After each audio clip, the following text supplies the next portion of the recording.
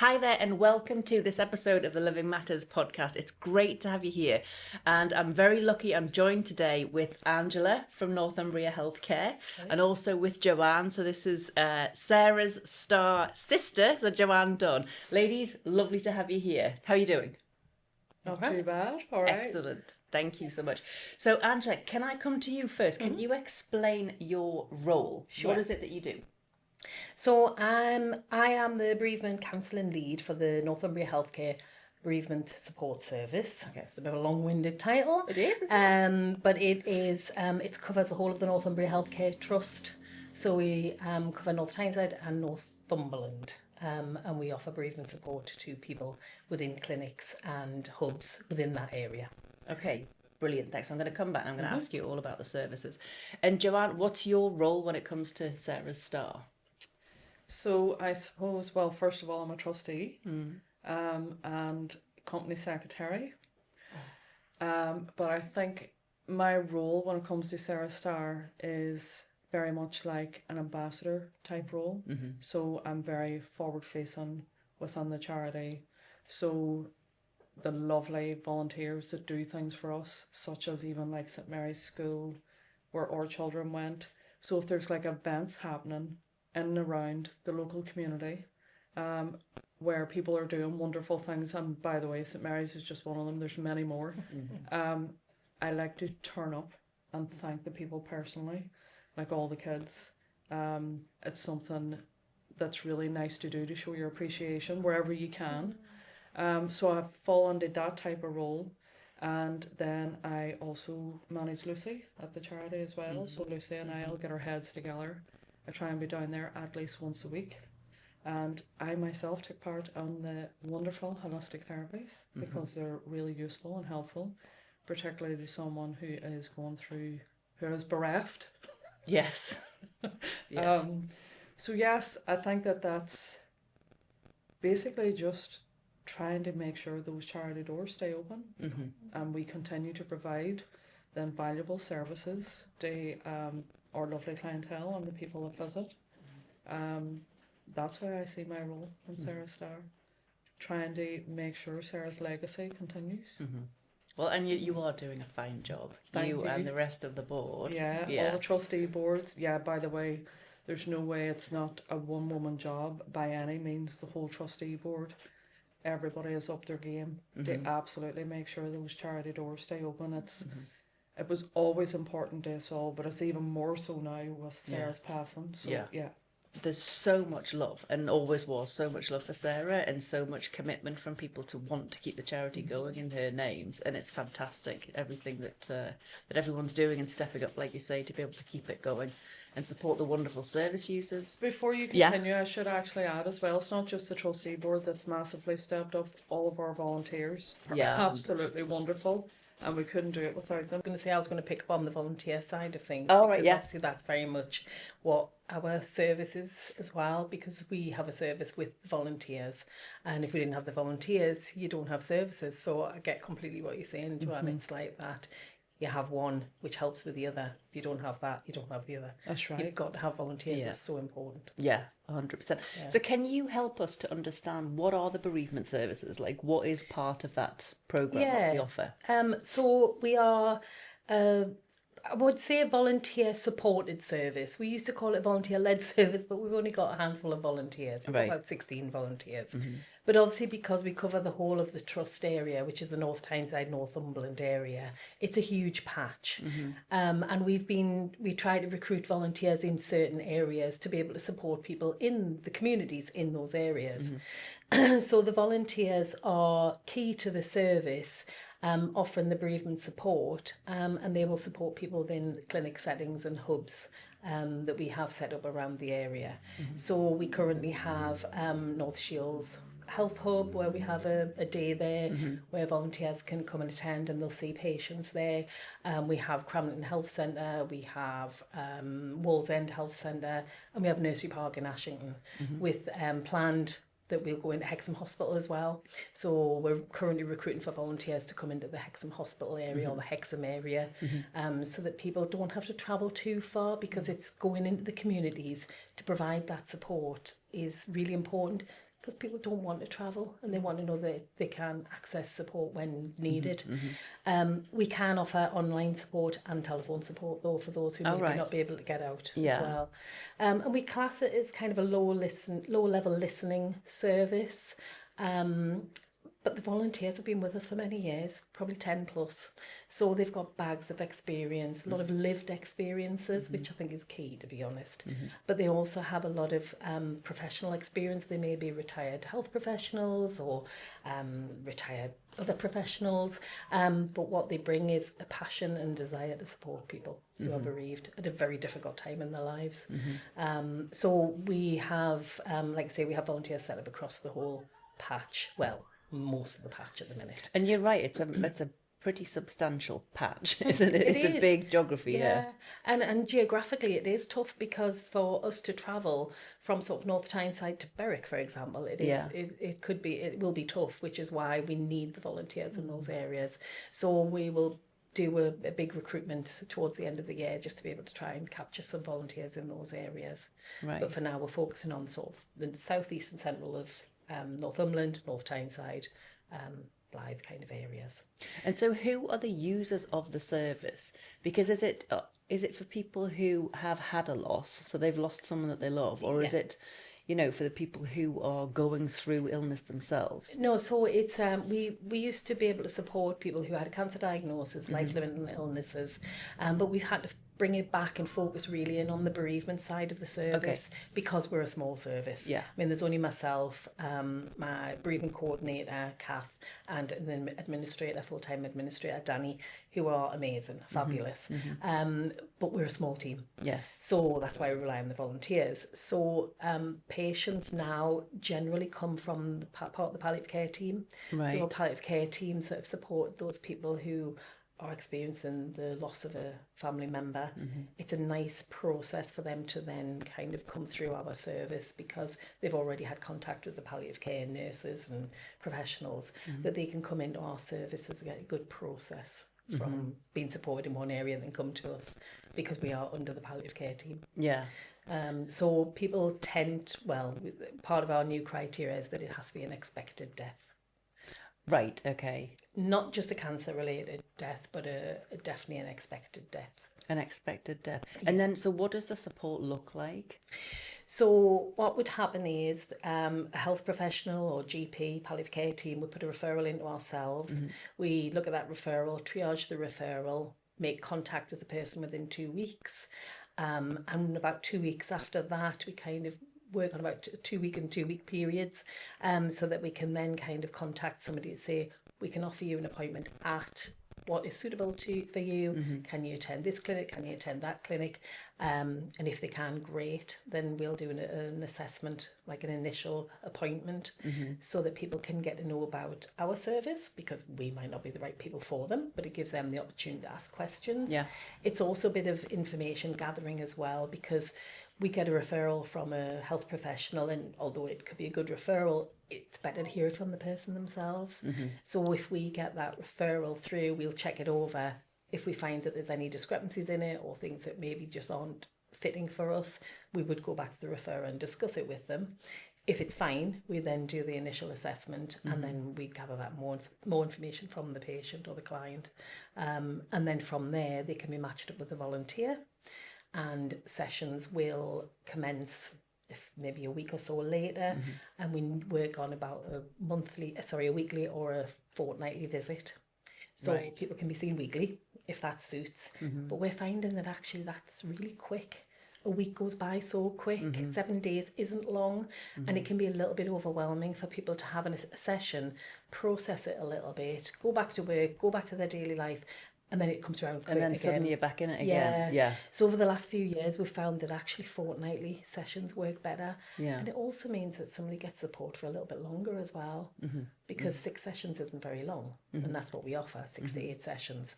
Whereas if you do it over a fortnightly period, we can then also prolong it towards the end of the sessions, and it may go to monthly.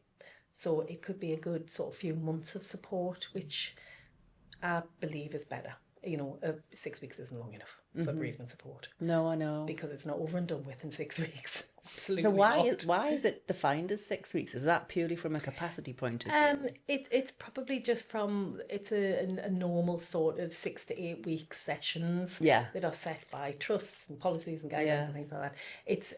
So we just continued with that. Yeah. But, we're very aware of the fact that everybody's different, everybody's unique, and their grief is going to be unique. So you can't just pin it down to, you're going to have 6 sessions and that's it. But to be honest, over the last few years, we found around about 4 to 5 sessions is all people want, which is unusual. Oh, really? Yeah. It's about, on average, we find about 4 to 5 sessions can be an average length of support, because I think they have the opportunity to talk to somebody for an hour, which is in a safe space.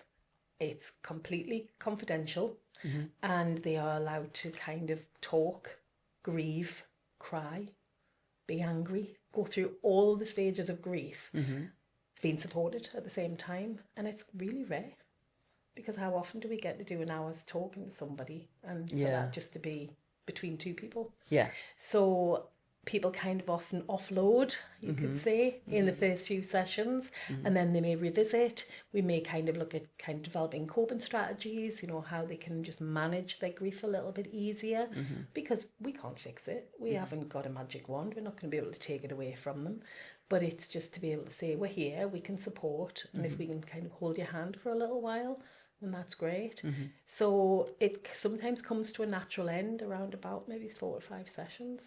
And can I ask, is there a more optimal time for when people should use the services? Because so I remember when I lost my brother and I went for grief counselling, and it was probably within a couple of weeks of when it happened, and I very quickly got to the point of going, I'm not going to get what I want here because I just want him back and I don't want to talk about it. You know what I mean? And so it was I kind of ended them after a few, because I remembered that being the dominant thought was, I'm not going to get what I want because no one can give me what I want. Yeah, because and you're absolutely right, because we can't fix it. Yeah. Like you say, we can't make it better.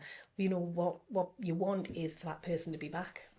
And the person that you really need to talk to at that point in time when you're grieving is usually the person that you've lost. Exactly. And that's really tough. Yeah. So we always look at around about 8 weeks after the death of somebody. Right, okay. Because we know that there is practicalities. There's funerals, there's arrangements, there may be financial implications, there may be children to consider. People may have to go back to work, unfortunately. And research sort of suggests about 8 weeks is a good period of time that's passed, that people can then maybe slow down, look at what they need and go, right, it's time for me now. However, that's not cast in stone either. Yeah. It could be that somebody might be 6 months down the line, there might be a year down the line. And we have had instances where it's been many, many years where somebody's looked for support. The prime example, which I often talk about, is a lady who came to us 40 years after the loss of her child, because she'd lost 40 years. Wow. Because she'd lost her best friend 6 months previously, and it triggered the loss. She'd never been allowed to talk about it. It had been very suppressed by her family. We're talking 40 years ago, so as you can imagine, it wasn't as, services weren't as accessible, and she just kind of buried it and never talked about it. And the loss of her friend had triggered off the loss of her daughter again, and it was really emotional, obviously, for her, but she absolutely blossomed. She was in such a poor place where she couldn't make eye contact with anybody. She wasn't able to engage with people.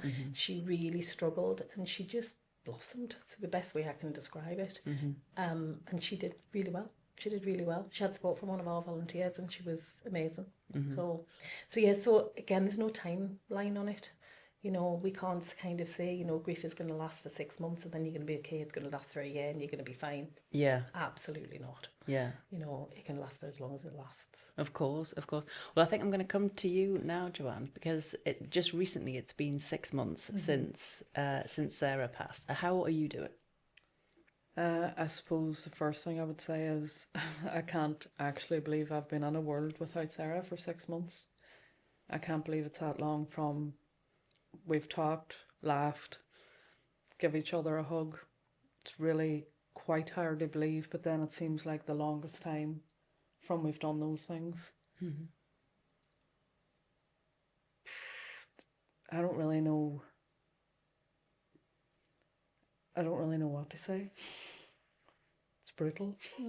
Mm. Absolutely brutal. But you have to find your feet. And I know what she would want. Mm-hmm. I hear her voice all the time. Don't get me wrong, you have days where you should give in it and you shouldn't keep trying. There might be more of them if Sarah wasn't the person that she was. And there's sometimes where I think, no, I don't want to do today. I want to put the covers over my head, and I hear her get up. And I'm like, oh, Sarah. Because, as you both know, Sarah didn't give in very often. She gave in when she had to. I'm not saying that you shouldn't rest and you shouldn't recuperate, but you know what Sarah was like. She just really tried to keep up one foot in front of the other and put her face on and be down on that charity, helping as many people as she could.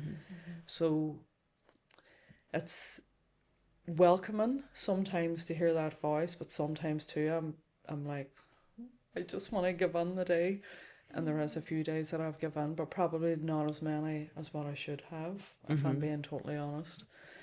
I suppose I find it hard to stop still, so I do the holistic therapies, so I do stop within those, but I'm still trying to cram those into a very busy schedule, which probably isn't the right thing to do. So I am fully aware I need to revisit that. Because I was thinking I was doing great by doing the holistic therapies and stopping, and I don't mind admitting I've started grief counselling myself last week. The lovely Jodie is now part of Sarah's Star Services, and she started some counselling down there, but she does different types, but for me it's grief. And her and I were having a conversation, and I was looking, I was telling her how brilliant I was, that it was different. I was different this time. After my dad died, I could not stop, run to the gym, became addicted to going to the gym, did the Great North Run. But I was saying to her, but I'm different this time because Sarah has taught me how to stop, and I was going to the holistic therapies with Sarah. But whilst I was telling Jodie about what was going on in my life and how it was great now that I did the holistic stuff, she laughed and said, Joanne, all I hear is someone that's tried to cram a load of stopping and do an already mental schedule. And then that really made me laugh because she is absolutely right. That is what I did. And then killing myself to get to the holistic therapy. So that you could relax. So I could relax. And then I'm lying going, relax. Kind of defeats the object. And don't get me wrong, listen, I can at certain times, but what I'm just saying is, like, I need to really reassess and have a look at all the things that I'm trying to do and figure it out. I'm still very much trying to figure things out. The biggest thing of all being figuring out a life without Sarah, because we were joined at the hip, we were together all the time. I feel like I've lost one half of myself. I don't feel like the same person, really. I feel like I've lost part of my identity. Sarah was poorly on and off for 9.5 years. I probably have been in fight or flight, a lot of that. Not all the time, because we had periods where, things were a bit more settled than others. And we're very grateful for the time that we did get with her. But I think I'm really figuring things out. It's probably the best way to put it. And is there anything that's surprised you? The very fact that I was actually able to get up and get on with some form of life at all. If I'm being like, I used to joke with Sarah, and when she would say, Joanne, I really want the charity to be there for my family and friends when I'm not here. And I wanted to continue, and I think you will all need it. And I used to joke and say to her, Sarah, you'll have no bother because I'll be in the River Tyne. because I just could not imagine this life without her. So I think me, my mum, Brian, Chris, all like David, all our close family, Kat, all the aunties and uncles, because you know how close we were. The very fact that we're even getting up, doing what we need to do, and trying to get on, I think it's probably, it is a surprise and it isn't, because I know what we're like as a family, and we don't give in, but we're just built that way. But I suppose in some ways I'm doing a little bit better than what I thought I would. But if I was to really sit down and think about how often I sit with it, it's probably not very often. That's probably why I stay so busy, even though I've thought that I've been better this time with the stopping. I'm starting to recognise maybe I was just, I don't know, I think I have a lot to figure out, let's put it that way. So I don't know other than that about surprises. I really feel her energy, and there's been so many glimmers and good things over the 6 months, particularly around the charity. You know, things that have just came at us, you know, bits of funding, different things that have helped us keep those doors open, and you just look up and you think you were all over that, you know. And I don't believe that it's just like, you know, coincidental or so yeah, I do definitely still feel Sarah's energy. I don't suppose I'm that surprised at that, because I know if there was any way she could show me that she's still around, she would be absolutely doing it, and her family and friends. That I'm sure of, just because of the kind of person she was. Any other surprises? I'm not too sure. I don't know. Don't know how much I'm stopping to think about. What surprises me and what doesn't. Is there an element of like not wanting to sit with it and not wanting to look at the reality? So we all know grief is a very funny thing, isn't it?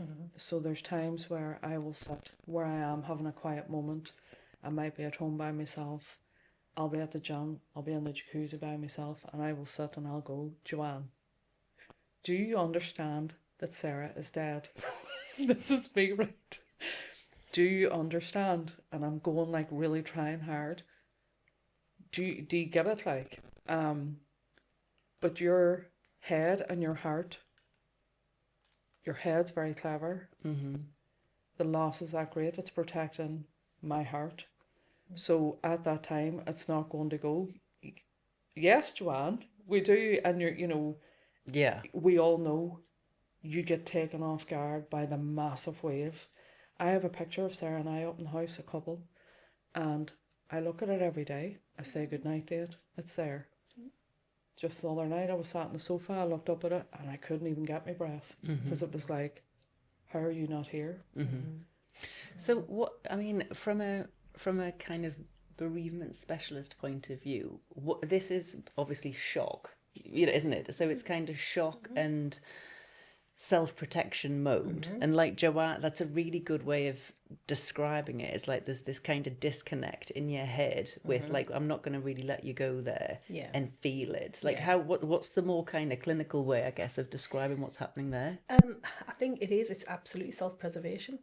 It is protecting yourself because you know the pain is too hard, too raw, too painful. So your head's saying, not happening now, not doing it. I'm just going to keep going. So it's about giving yourself permission to grieve. And that's really hard, because by going there and giving yourself that permission, allowing that grief, it's, what does that look like? And you don't know. Well, isn't it also as well? So I remember the first thing I said when I found out that we'd lost my brother was, the first thing that came out of my mouth was no. It was just a shout, like no. And it was real rejection of reality, a real rejection. And then after that, it was like I don't want to accept that it's happened, because I feel like if I mentally accept that it's happened, it's like I'm okay with the fact that this has happened, and I'm okay with the fact that this is reality. But it also like makes it real, like you say. Well, yeah. Yeah. And it's and we do go through stages of grief, and I know they're, it's very textbook, but there are stages of grief, and a lot of it is about denying it. You don't want to believe that this has actually happened, and it's because it's a safe place. It's like it hasn't really happened. I can deny it, I can forget about it, or push it to one side. Often we talk about pushing it to one side because if we just leave it over there somewhere, we can just ignore it a little bit, but then it kind of creeps back in and you can't ignore it because it's always there.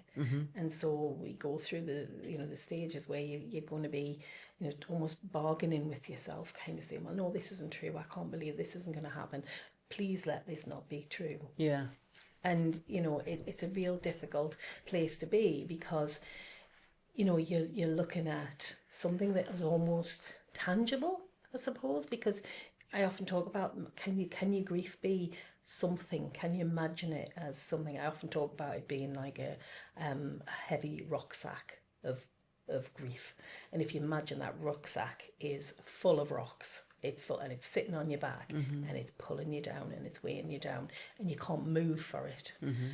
But over time and maybe with support, you can kind of lighten that load a little bit. But in 6 months, it isn't going to happen soon. Yeah. It's taken a long time, and the grief will always be there, but sometimes it's about almost allowing the grief just to walk alongside you, let it be with you. Kind of do this because I always feel like this is your grief sitting with you here. If you can let it be with you, then it's sometimes easier to manage. It's funny just the way you said that. So Sarah and I always walked, didn't we? And we had all these routes that we did. So I still do them, but I literally in my head visualise that she's walking next to me. Yeah. Sometimes talk to her in my head. So I don't believe that I am pretending it's not happened. I think there's times that I have dipped my toe in what it looks like, the pain, and I have quickly shut it down and got myself very busy rather than stay. I think the thing that I can't seem to do is sit on it and stay in it. Yeah. Although I know I need to do it. Because it's painful. It's that bad. So painful, I'm just like I can't stay there. Of course. And I think possibly maybe I'm afraid that if I go there I won't come back. And then who's going to do all the things? Who's going to help with the charity? Who's going to just all the things that I do. I'm doing a degree, looking after the boys, working full time. How am I going to keep doing life if I allow myself to go there and then I really fall off the edge of the cliff, as it were? I think that's what I'm afraid of. So what's your view? Because I can well understand, your strategy almost for I'm going to just be busy and I'm going to do all of the therapies and I'm going to just work on the charity and I'm going to do all that. And I'm gonna consciously choose to not really sit in it. Would you say, I know there's no right or wrong way to grieve, but is that fine, or would you advise anything differently? I think it's normal, to be fair. It won't feel normal. Doesn't feel normal at all. The whole thing's surreal. But it is a normal reaction where we don't want to go there because the pain is so bad that you can't imagine being there. Because you don't know if you're going to get out of it. You don't know when the crying will stop. You don't know when the pain will stop. Probably won't. But the reality is at some point the crying will stop. The pain probably won't. It'll just become easier. Not less, just easier to manage. I think I often talk about sort of acceptance as quite a decisive or definite word. A very end. It's the end of your grief almost. Yeah. But how can that be? How can your grief be ended? It's not. But if we can learn to adapt to it, I think that's a different thing altogether. Yeah, because I've heard people say over the years that it doesn't get easier for you to deal with, but you get better at managing it, and and adapting yourself to well, this is the reality. I think that we've probably all found that through people we've lost. I know. Maybe I didn't react in the best way after my dad died with the constant staying busy. that seems to be my coping mechanism. But I definitely know that I went through some periods of time where I was just devastated, couldn't imagine life without him, and you do have to adapt. And even like, I probably still do it. Sometimes I find myself walking around going in my head, where is she? Where is she? Where is she? And my mum and Brian said, like, my mum's still living back home, Brian lives in Leeds, and they find it really difficult now coming to Newcastle because, so whilst I'm walking around every day, not maybe so much recently, but definitely, where is she? It's just this thing my brain was saying. And then Brian and my mum were coming here and going, she's still not here. My mum says she felt like saying, Sarah, enough now, you need to come back out. Yeah. Yeah. That's it now. We get it. I've had enough you need to now. come back out. That was too hard. My mum was like, just come back out. Pop your head up, like, come on. Yeah. It's time. So I thought that was really sad. And then they've said, like, the more that they've been here, the reality of, like, she's still not here. She's not going to be here. So I think they find it difficult. Can I ask about your so I had always thought that to lose someone that you love, right, would be unmanageable, like unthinkable, horrendous. I would never get through it. You know, I would obviously have to go and, like, you know, take myself out the game type of River thing. Tyne. Yeah, River Tyne situation. Because it was, I only ever really thought about it in terms of my loss of the person, you know, and the love that's kind of gone, or, you know, got nowhere to go now, and you're losing that person. And one of the things that really surprised me was that was definitely a thing, but what compounded that was seeing the pain of all of the rest of the family members who were going through their own horrendous kind of grief journey. And I'd never baked that into the equation before then.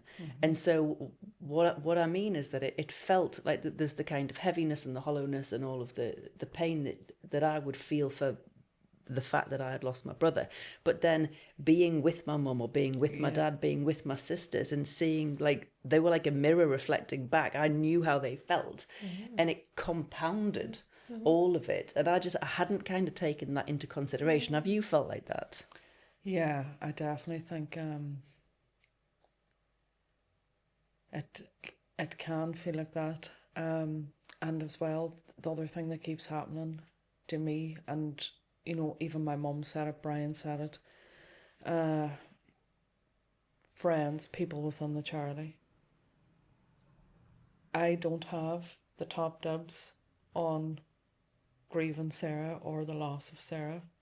I know that we were always together and never apart. I know that. And obviously, God, Chris is her husband. You know what I mean? But, like, even my mum is her mother. She gave birth to her. They share the same blood, this lifeline, do you know what I mean? And I'm going, my mum will say to me, and Joanne, I know how hard, and I'm like, Mum, you give birth to Sarah. I don't have dibs on, like, there's no pecking order. Everybody's pain is pain. And even the people who come into the charity, you know, Sarah had such a big impact on a lot of people, and when they met her, because of how they never forgot how she made them feel. So, you know, the loss has been quite a big one for a lot of people, you know, and people have even said to me, like, whilst we've done everything to fill all the gaps in the charity, you cannot replace Sarah, and you can't replace the support, the one-on-one support Sarah gave to individuals that were going through it. And the many people that have said to me, it's round about now I would have got that text from Sarah. It's round about now I got that voice note to say, you need to slow down, you need to... And I was actually really taken aback, and I shouldn't have been, because I know what she's like. But I just don't know how she was able to go through, because the last 18 months have really not been good. I don't know how she was able to do that and still be checking on with people to the level of what she was doing, and so they've said, you have smashed it with the charity, but there's a gap. Yeah. That support. Yeah. And she was so well known. I mean, that's what everybody would say, is that Sarah always made time. Always made time to sit down. You see, my dad was the exact same with people he helped back home. And he used to say, one of the most special things you can give someone is your time. Yeah, absolutely. And Sarah did that. And she did it amazingly. And like Lucy said to me, your Sarah was such a brilliant communicator. The way she was able to keep up with people on the phone, text messages, voice notes, responses, replying. And I knew she was doing it, but it's only after she's not here, the people that have said to me, I'd have been getting that text off your Sarah now, I'd have been getting that support, I'd have been getting that pep talk. And I'm just like, geez, I don't know how she was doing it. Yeah. I don't know. Yeah, I mean, she was getting her energy from somewhere. I don't. How did you meet Sarah? How many years? I can't even think how many years ago it was. But we were introduced through a colleague, my manager actually, at work, because I was delivering Death Cafés across the trust. So different organisations. It could be, for example, there was a carers centre. I did one with a men's group in colour coats. She just got word of it because she heard about it somewhere along the line, probably from my colleague, and said, "Ooh, can I come along?" So I said, "Yeah, I'll do one in the hospital. Come along to the one in the hospital. I'm putting one on for the volunteers and some staff members." And she came along, and I was like, "Oh my God, this woman is like amazing. She's my kind of girl. I just love her already. I'd met her for like 5 minutes." And she had a bit of a knack for getting people to fall in love with her within 5 minutes. I think she probably hugged me the first time I met her, and I was like, wow. So she came and she sat in on a Death Cafe, and it was really small, and I'd gone all out, and I had lovely little cups of tea going on and cakes and all that kind of thing. And from there she was like, "How do I go about doing these? How do I can you help me with this?" And I was like, "Sure." So from there it was like, I don't know, it just kind of naturally formed that she then said, "Right, I've got a venue, will you come along?" And I was like, "Absolutely." I remember clear as day. I can remember the first Death Cafe, and you and Sarah. Yeah, and we did the first one. I was probably wearing this dress because of my Sarah Strata dress. Was I there? I feel like I might have been there. It was Kat was there. Kat. She's pregnant, heavily pregnant. Oh yes, yeah. So she was there. I don't think you. Yes. Were you no. there? Well, I was there when Kat was there and heavily pregnant. Yes. Anyway, Yeah. by the way. Yeah. Anyway, cut out. So we did the first one, and then I think I maybe came and supported her a couple of times after that. You did. And then I thought, you know what, this kid's got it. She knows what she's doing. I don't need to help out. And then she brought in like guest speakers and stuff. But then, and I just always kind of just kept in touch.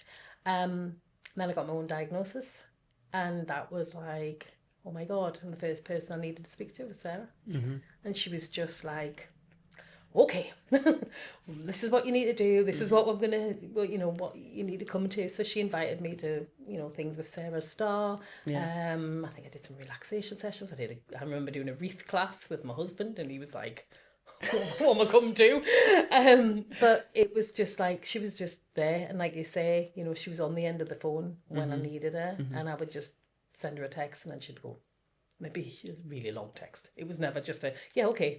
It was like a huge paragraphs and paragraphs of, right, okay, this is what you need to do, this is what you need to do, blah, blah, blah. And she was just so supportive. She was just amazing. I miss her.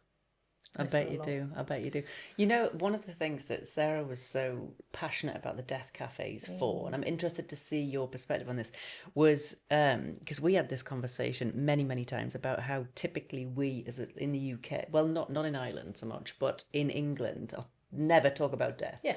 Never talk about death, and so we never think about it, and you just put it in a box over there, but inevitably then it happens, and then you find yourself, you've got zero tools or understanding, and you don't know what to expect and all that sort of thing.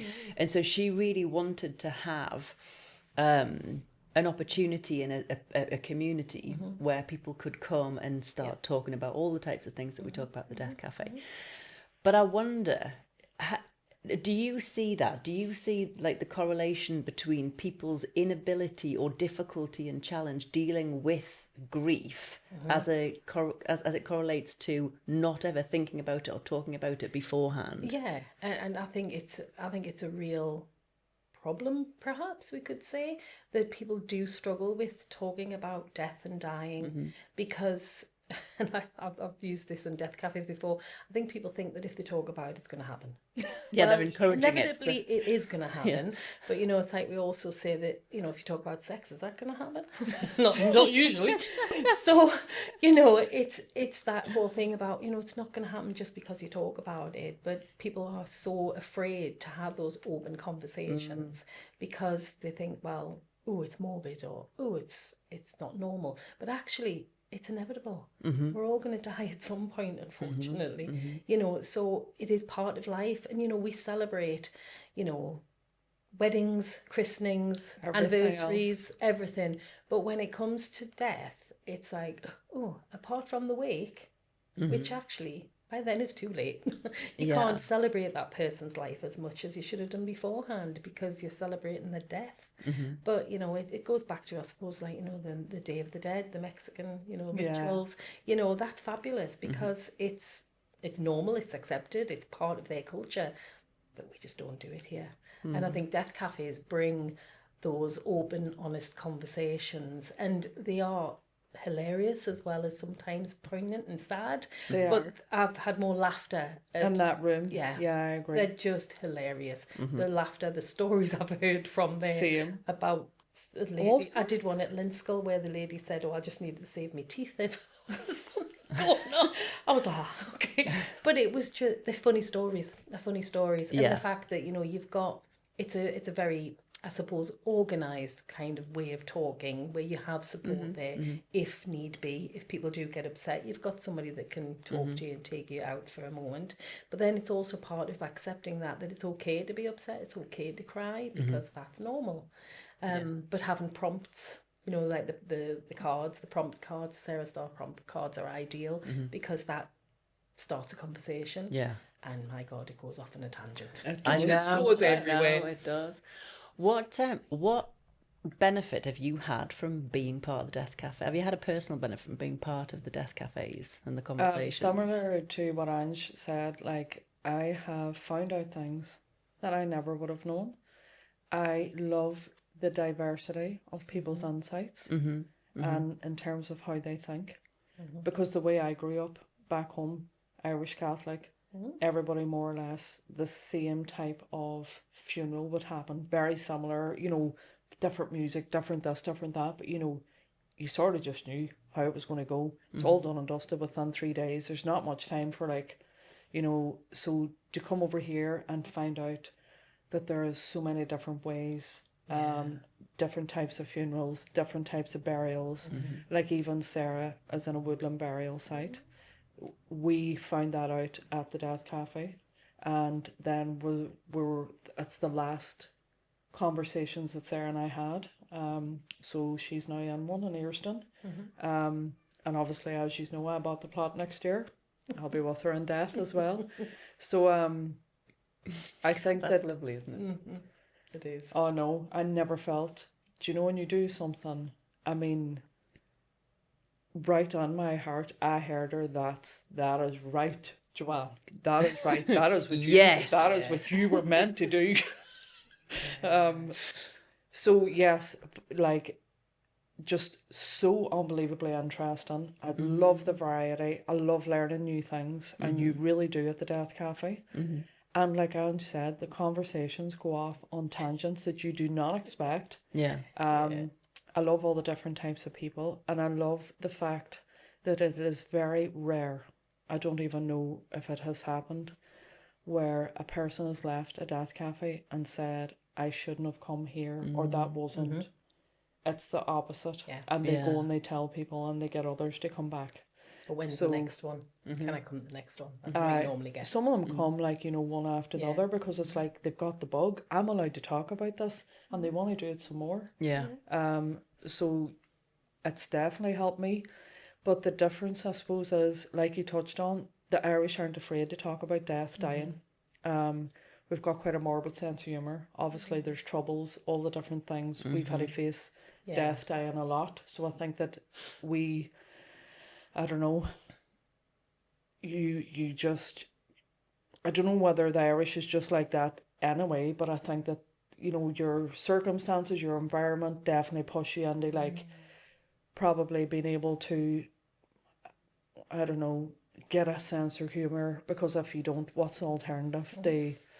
But interestingly, like when my dad was dying, I can remember asking his advice about whether, because all our children are being raised here, whether they should be in the wake house when he's lying in the coffin upstairs, because it's not really the norm here. And I can remember asking his advice and him lying dying. And on the weeks before Sarah died, like we never knew, this is it, Sarah's dying. We did not know that. But I can remember lying on the bed next to her and just turning and looking at her and saying, what am I going to do? And that was me asking her, how am I going to live without you? Yeah. And it's her that's dying, do you know what I mean? And I'm like, what am I going to do? And she says, you will do it because you've been here before, my dad, and you will do it, Joanne, and you know you will do it. And I was like, I don't want to. So that's the extent of, I suppose I'm trying to explain how much I'm not afraid of it when I'm asking the dying people for their advice. And how to keep living. Do you know what I mean? But it's an important part, because, within palliative care, if we can have those conversations with people who are dying, what's your wishes? What would you like to do? What would you like left behind? Who do you want present at the time? It's important. It's important that people have those wishes fulfilled. It's like leaving a will or leaving an emotional will. Yeah, and this is one of the major benefits I've seen other people talk about when they've been to the Death Cafe, is that sometimes, like, say, what kind of funeral do you want? And someone will go, well, I'll be dead, I don't care, right? And they've realised through the conversations that that's actually not helpful for the people that they're leaving behind. And they just hadn't thought of it. They hadn't, extended, their thinking into the future.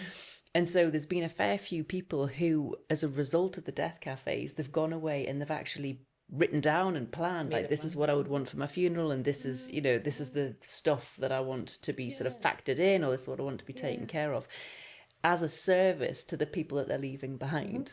Even as well, though, I've seen those people that say, oh, I don't care, I'm going to be dead, and then as you're having the conversation, they have actually a lot to say. They actually really do care. That's what they have thought about it. And maybe not even about the people, that it's more about, actually, do you know what? I do want things. Yes. But because they've never had the conversation, they never explored it.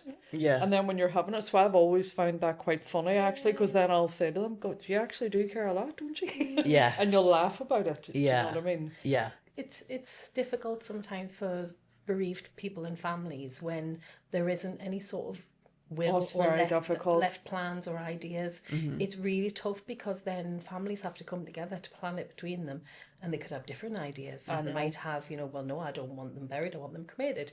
It's those kind of things. And then you hear of those fallouts when emotions are really high. And it's a tough time. It's a really difficult time for a family, and for them to have to then make decisions based on what is going to happen to that person is really, really hard. Yeah. So, there's been instances where we've had people who've had, somebody has said what they would like to happen to them, but they've really struggled with that, afterwards. And they're like, well, no, I want it to be like this. And like I say, a real battle with themselves or with family members. Yeah. So having some plan, even if it is just written down somewhere, and scrap of paper, anything. It's really, really important. Yeah, I agree. What advice would you give to someone who has just lost someone that they love? Be kind to yourself, because none of this is normal. None of it is normal for you at the time. Your grief most people have a normal grief reaction. Most people do. It is rare when you see people who have a real complicated grief reaction, but it's not normal at the time, because it's surreal. It's like, this hasn't happened. How could this be? You question everything. And I think just being kind to yourself and allowing your time to grieve if you can. There will be priorities. There's always priorities, you know, like say go back to work. You might be looking after children, it might be finances. But if you can kind of allow some time put aside for yourself, even if it's an hour a week, just to be able to say, this is my time. And even if you sit in the bath and bawl your eyes out for an hour, doesn't matter. It's really important just to let them that time. But also it's about trying not to withdraw too much. Some people tend to withdraw from social situations, from families. They really struggle with just facing people. And it's about just being careful with that they're not kind of leaving themselves isolated. Because as we know, families and friends rally round in the beginning and then they do disappear. You know, people get on with their own lives. Yeah, that's important to talk about, because did you find that as well? Is that sort of in the first few weeks where there's like a flurry of activity and then everyone's dropping meals off and all that sort of stuff, and then inevitably, because I remember after the funeral someone said to me, so do you feel like you've had closure? And I wanted to wallop them. Wow. Because I was like, No, not at all, you know. And so I wonder, are there those types of misconceptions that people have? Yeah. And expectations. Yeah, I think you know, some people, if they've not experienced a loss themselves or not gone through that same pain, that intense pain of losing somebody, they won't understand, they won't get it. And they feel that, you know, after the funeral, oh well, that's done, that's fine, everything returns back to normal. You're never going to be normal again. How could you be? You know, your relationship is unique, so your grief is unique. It's so you're going to grieve in your own way, but nobody else will understand it. There'll be similar circumstances and people have similar reactions, but it's never the same. And I think that's where people really struggle, because they'll kind of say, well, it's 6 months. What's wrong? What's wrong with it? I actually, that happened to me. I can remember a friend saying, like, about someone they knew, after a year they got worse. And I was like, but it's been a year, because I didn't know. Exactly. I didn't know. Yeah. And actually, the first year, I think you spend most of it in shock. And I think after my dad, I found the second year even more difficult. And I'm under no illusions. Sarah died on the 2nd of December. We got through Christmas and everybody was saying, oh, it's all the first. I don't even count that Christmas as a first, because we were like, her funeral was the 19th of December. Yeah. I don't even think any of us were, we no. were sleepwalking. Like, we weren't even. So I was one of those people, because I didn't know any better. And when I think about how much me and Sarah's lives have been weaved into each other, we became mothers together, like, there is so much. And right now I can only try and look at it a day at a time, because see, if I try and think about an actual future without Sarah, one that she's never going to be part of again, either in my life, my kids' life, even worse, her husband and kids' life, my mum, like all of it, all the family, every family event coming up, I already get pangs of anxiety, because it's like, too huge. You know what we do? Here's another one she's not here for. Or Brian's little boy made his Holy Communion. We all went down for a meal. Just so happened, right? There was a seat empty, bang in the middle of that table, and I am just staring. I'm staring at it, and then trying not to cry, and then I look over, and my mum's like, and me and her, because we're both thinking the same thing. Sarah's chair. There's Sarah's chair. And I did that after my dad. You know, I still would have set a place for him at Christmas. I still set a place for him every Christmas, because most of the time they were over here. So it's really difficult, but I have to try and stay in the present day when it comes to Sarah. I cannot do the future forward looking at all. And it is very much about one step at a time, because looking too far ahead is too huge. It's overwhelming. It's massive. It is really overwhelming. Really overwhelming. So it's about just saying, okay, I've got through today. Happy days. Literally. No joke, that is sort of the way I'm doing this. Well, and that's what we've talked about, is like, make your world smaller. So just think about this next hour or this next 5 minutes rather than next week or next month. Have you found... Sorry, go ahead. I was just going to say, it's funny you mentioned social activities, and because as you know, I'm totally... Oh my God, you know what I'm like? Loved social occasions, loved being out, loved dancing, being in the thick of it. Karaoke. the karaoke, and I am not that girl anymore. Not right now, Anna. Not right now. I can't think of anything worse. I have to be sort of cajoled. Come on, and I'm just like, because you see too, Sarah would have been in the thick of it with me to a certain extent. Like, I know sometimes her being poorly might have stopped her, but you know, she would have been there for parts of it, you know, part of the night. And I remember that night after the Woman of the Year when she was on the karaoke. She sounded amazing. Oh, really? I was quite Sarah surprised. can sing, Brian can sing. Why can I not sing? So unfair. Do you know the one thing, just as you mentioned that, do you know how you talk about people having nearly like a funeral before they die? See that Lorraine Kelly surprise, and God, if I could have had, because I had said to ITV, listen, I could have hundreds here. If you see if the reach that Sarah had and the people I could have had, and they were like, Joanne, you need to like. I even got told off for having as many as what I did there. It was too much because they didn't want the secret getting out, did they?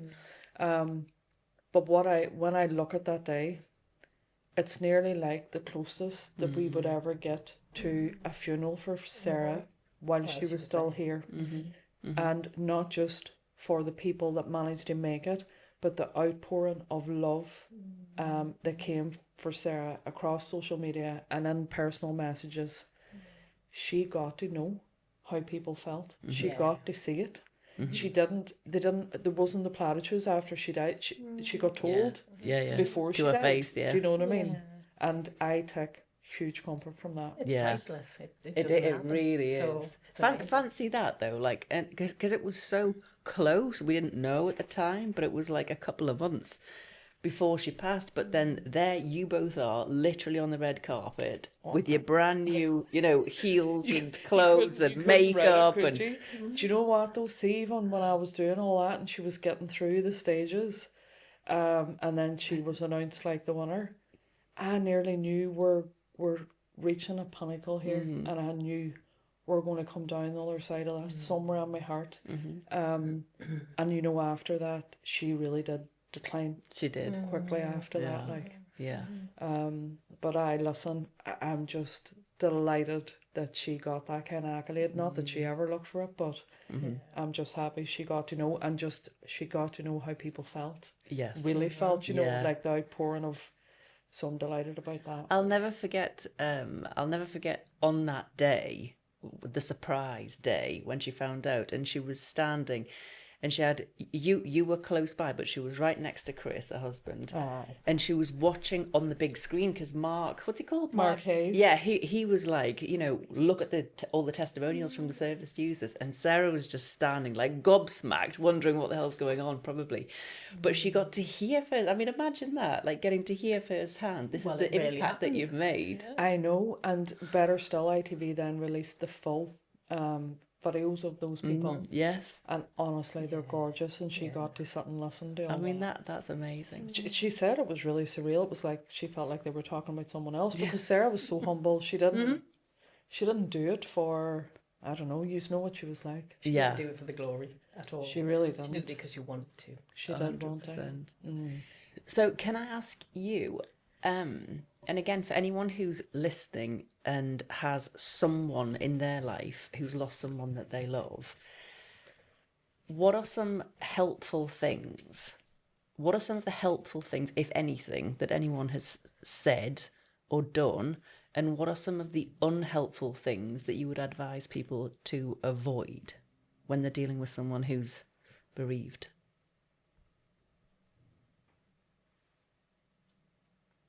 Oh, I don't know. That's quite hard, isn't it? I'm extremely lucky because of the support network I have. It's huge. I have so many people that check in on me, check up on me. Like some of my best friends landed on my doorstep the morning after Sarah died, and family members. You know, I am extremely lucky. So I know that I have those kind of people there, and I thank God for it, and I thank God for them, because they've definitely got me through really, really tricky times. So I suppose, and they didn't even say to me, "We're coming." They just did it, And for someone you see like me, who I'm always like, be strong, and I will be strong for everybody around me. It's, I think, having those people in your life that really know you and they know what you're like. And they just rock up, because even if they had said to me, I would have said to them, no, don't be spending your money now coming over, because the funeral's on this date, and I would have done all this. Whereas they just said nothing and they just showed up. And then I can remember, like, I was walking around the cliff top, and it might have been 2 days after Sarah died, and I couldn't sleep and I was panicking, and you know, they just booked themselves into a hotel and said, we're here. And they dipped in and out of whatever I wanted, but I didn't even know what I needed. So I'm walking around and I lost it, like really upset, couldn't breathe. And I managed to phone one of them, and they just landed at my house. They just cooked tea for everybody. They cleaned my kitchen. They had me in my pajamas. Do you know, I think it is priceless to have those kind of friends or family members that know you so well, and know, maybe if you are someone like me that tries to keep it together all the time, they just are there to catch you. And just like, it's nearly like they swept me up and just did what needed to be done, even when I couldn't say it out loud or voice it myself. So and they didn't priceless. ask you, they just did. They did. Yeah.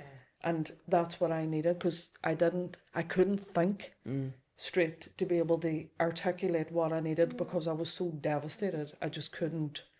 But they knew, because they know me, and they know what I'm like. So I think that's really important to have people Amen like to the that. friends. I think, like you say, the support network, that is so important, because you and Sarah were so close that you would have relied on each other for everything and go to each other for everything. And so there was a lot of investment in that time relationship, you know, but that was all in one person. And you have to develop a support network. Yes.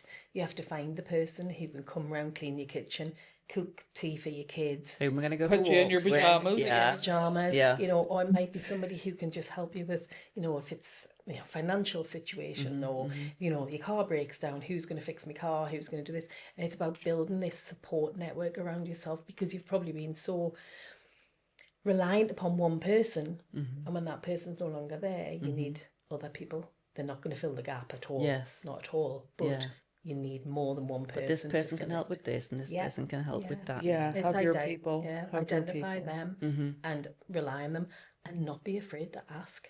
Because people will say well, you know where I am if you need anything, or, you know, what can I do for you?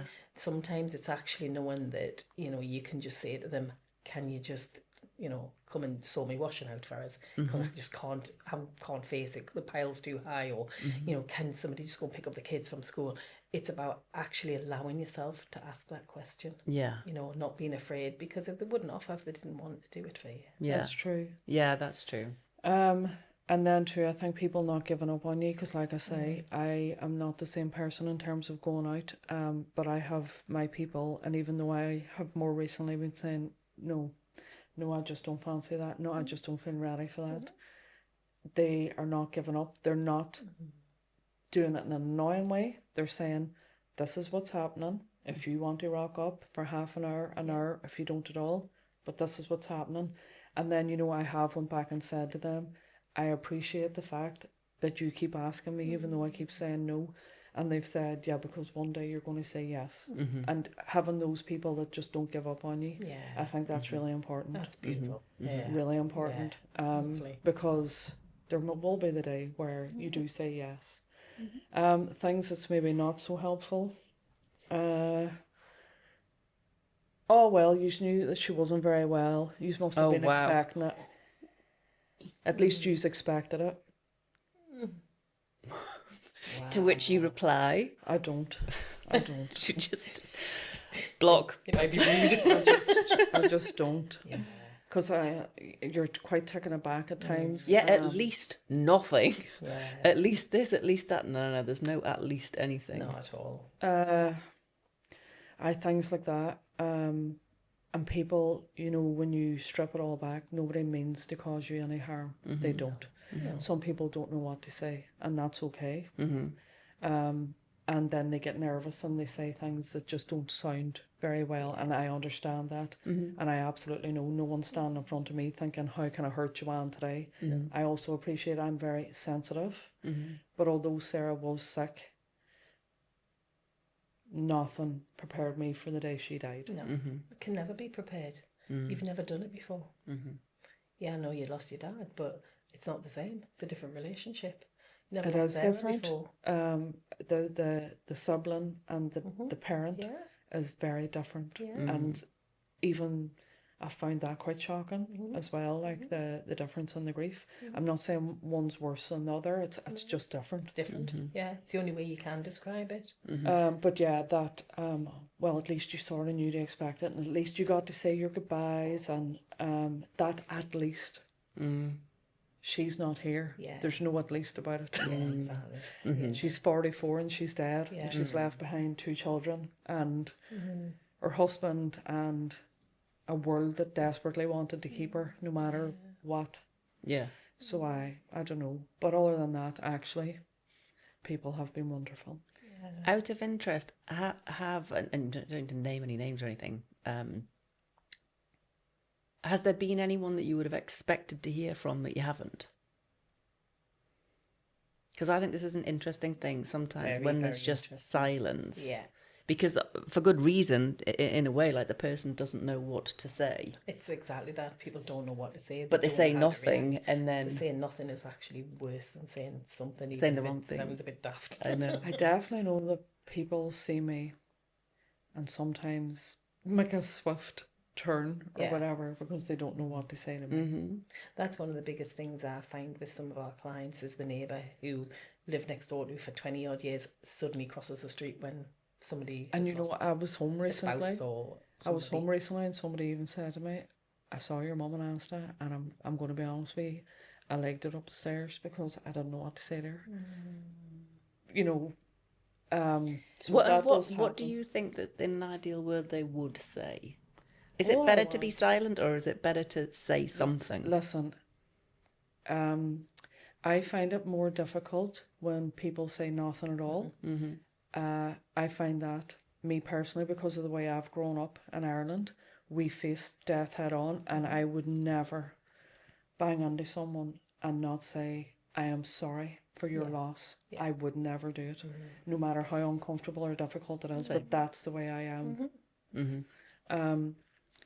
So I suppose, there's probably definitely people that did not reach out, didn't pick up the phone, knowing the relationship Sarah and I had. They say, I'm sorry you lost your sister. I'm sorry for your loss. And how did it make you feel, the fact that they didn't? Really disrespected, probably hurt. Probably more hurt than anything. And the reason I'm asking is just because for anyone who's listening and watching, let this be a nudge. If there's someone that you know of who has lost somebody, don't say nothing. It's just, you might feel uncomfortable and you might say the wrong thing. But I mean, what is something that they could, if someone says, right, fair enough, I get it, I need to say something.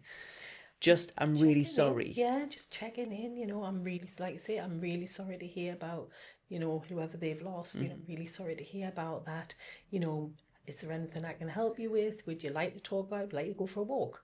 You know, those kind of things. Like you say, it's about acknowledging the loss. It's acknowledging the loss. Yeah. So I don't know if disrespected is the right word, but it's about acknowledging the loss. That's the part I can't cope with.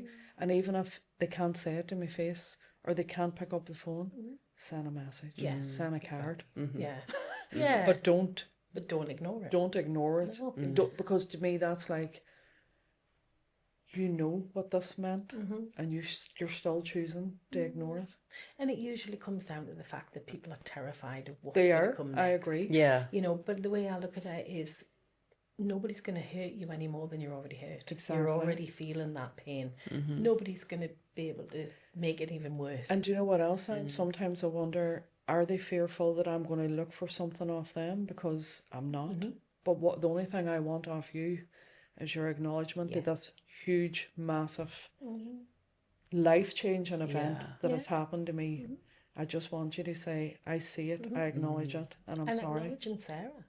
Acknowledging I think, your loved you know, one, the yeah. disrespect that I mentioned, Mm-hmm. I think it's not me that feels disrespected. I feel like you're being disrespectful to my To your sister. sister. Mm-hmm. Yeah, I get that. I knew that I just couldn't get it right in my Yeah. mind, but that's Yeah. exactly what it is. Yeah. Yeah. And that's to do with, you know, the continuing the relationship with somebody. It's continuing bonds. It's really important. You know, why do we stop talking about somebody once they've gone? Why do we do that? You know, it's when we're not very good as a society to do that. You know, we kind of almost like, oh well, they've gone, I have to stop talking about them. But no, you still have a relationship to have with them. You had a relationship before, still got a relationship. It doesn't go anywhere. It's just sadly the person is no longer here. I think people forget that. Brilliant. Well, thank you so much. Is there anything else that you think we and our listeners need to understand about the services in particular? I think it's about, you know, just being aware that there are some service out there. There's not a huge amount of bereavement services, but if anybody does want to access some bereavement support, go to the GP. GPs are usually quite good at signposting or suggesting or referring. Most of our referrals do come from GPs and our palliative care teams. But it's also about, you know, just looking outside to other services, local services that are available. There's a grief circle that's run through Sarah's Star still. She's still doing it. There's definitely has been in the past a bereavement. There was a bereavement. Or a maybe it was called grief circle. Grief circle with Nicola. So it's, do you know what? Off the top of my head, I don't know if there's a upcoming event or I don't know. But again, you can always just search for Sarah Star events and But there are some services out there. Cruise is still, you know, a service that people can tap into. But I think it's about finding the right one for you. And it may be that you may try a few and then find the right one. You know, it's not about kind of saying, oh, I must go to, I don't know, talking therapies, I must go to Cruise, I must go to the Northumbria Bereavement Service, because it's about trying them, you know, and if it's right for you, then stick with it. If it's not, don't stick with it, you know, move on to something else. Because there's nothing worse than just being part of a service that actually isn't giving you anything. And that may be just because it doesn't fit for you. Have you got any parting words for people who are watching this and have lost someone and are really feeling grief and bereavement? Talk to somebody. Try and talk to somebody. Try and find the person who is your person that you can go to. But also just to be aware that it is hard. It is tough. It's not something that you're meant to get over quickly. It will take time. But it's also about keep talking. Just keep talking to people, you know, and be kind to yourself. Brilliant. Thank you. And Joanne, what about you? Anything you would like to say to someone who is I think very similar to what Angela's just said, and maybe try and look at what you're attempting to do every day. Is this advice for yourself This or is for people who are listening? This is me that I am going to try and do and see where I can be kinder to myself and maybe stop trying to look after everybody else all the time. So if you're someone like me that sort of ends up feeling more comfortable in those roles, I just making sure that you're being kind to yourself as well. And I just make sure and talk to someone. And I think the worst thing would be to feel alone in all of this.